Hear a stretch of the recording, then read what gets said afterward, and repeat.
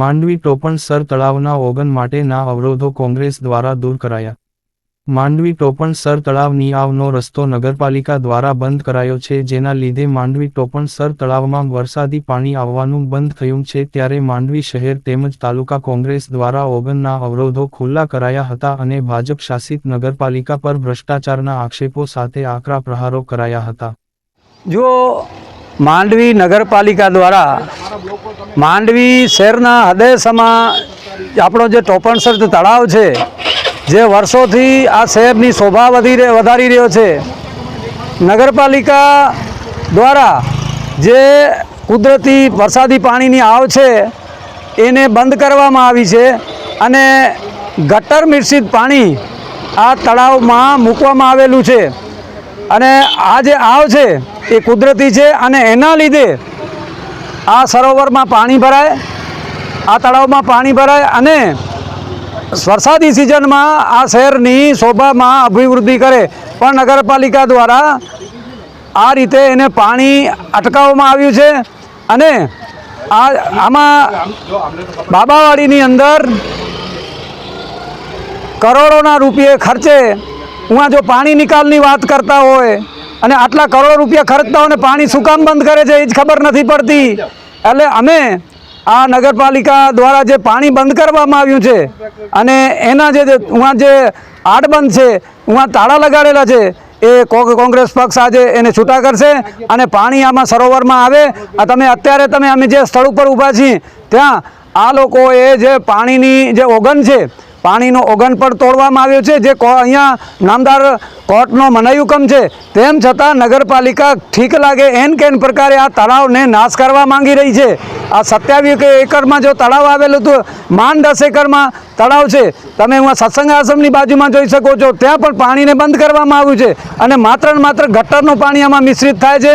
અને આ જે સરોવર છે, જે કોંગ્રેસ દ્વારા એવું નેમ કરવામાં આવી છે કે આ જે સરોવર છે કુદરતી રીતે ભરાય, પાણી અંદર સારું પાણી આવે અને માંડવી શહેરની શોભામાં અભિવૃદ્ધિ થાય એવું કરવામાં આજે કોંગ્રેસ પક્ષ ત્યાં દર ખોલવા જઈ રહી છે. જો માંડવી નગરપાલિકાએ કુદરતથી વિરુદ્ધ જઈને જે કાર્ય કર્યો છે કે જે કુદરતી આવનો સ્ત્રોત છે ને એના કારણે જે માંડવીનો હૃદય સમૂહ આ ટોપણસર તળાવ ઓગની જતો હોય છે, તો આટલી સારી વરસાદ થઈ, તાલુકાના નાના મોટા બધા ડેમો ઓગની ગયા, ત્યારે આપ જોવો છો કે ટોપણસરમાં નવા નીરનો એક ટીપો પણ નથી આવ્યો.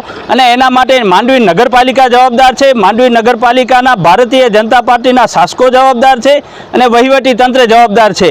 અને માંડવીનો એક નાગરિક ઈચ્છે છે કે આ ટોપણસર તળાવ ઓગની જાય અને હિલોડા લે. અમે એના માટે કાલે મેસેજ પણ નાખ્યો હતો અને વોટ્સએપ ઉપર, ફેસબુક ઉપર, સોશિયલ મીડિયા ઉપર માંડવીની જનતા ખૂબ એવું ઈચ્છી રહી છે.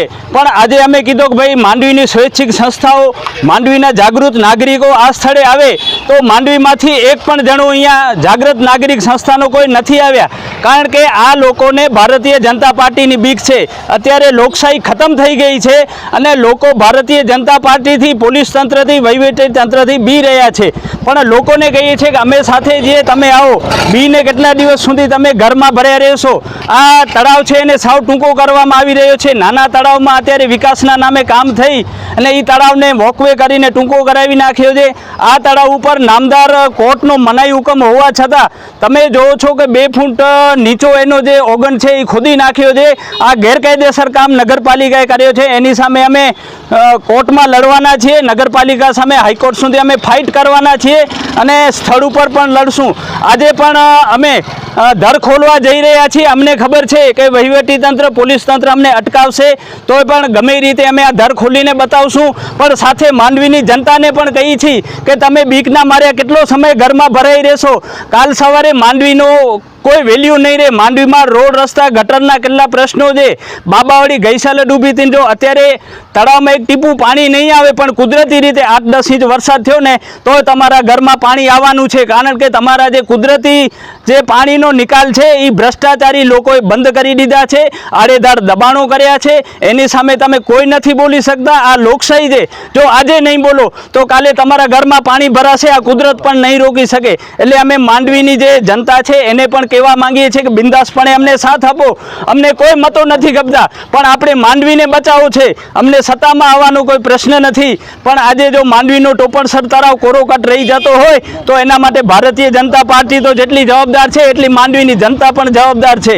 અને જ્યારે કાયદા વિરુદ્ધ આવો કાર્ય થતો હોય, કારણ કે નગરપાલિકા કને કોઈ પણ જાતની પરમિશન દર બંધ કરવાની નથી, છતાં ગેરકાયદેસર દર બંધ કર્યો હોય તો આના માટે ખરેખર જનતાએ પણ જાગૃત થવો જોઈએ અને અમે કોર્ટમાં આખરી શ્વાસ સુધી લડાઈ કરવાની અમે અહીંયાથી ચીમકી ઉચ્ચારીએ છીએ.